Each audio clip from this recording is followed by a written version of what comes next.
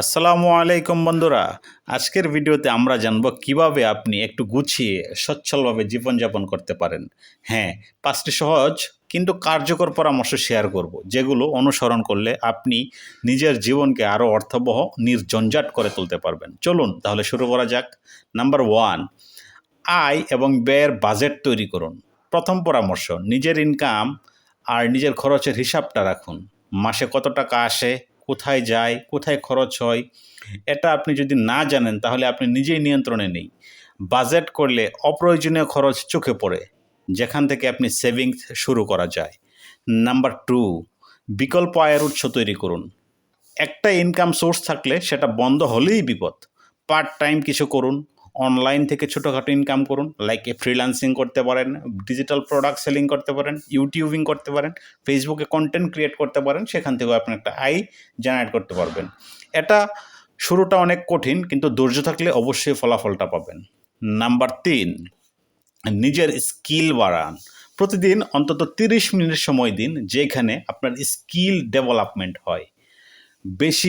যত বেশি দক্ষতা অর্জন করবেন তত বেশি আয়ের সুযোগ হবে। ইন্টারনেটে ফ্রি হাজারো কোর্স রয়েছে, লাইক ডিজিটাল মার্কেটিং, এই ভিডিও এডিটিং, কোডিং, এমনকি এআই সম্পর্কেও। নাম্বার 4, বিনিয়োগে অভ্যাস গড়ে তুলুন। টাকা জমিয়ে রাখলে শুধু সেটা পড়ে থাকবে, কিন্তু সেটা বিনিয়োগ করলে সেটা বাড়বে।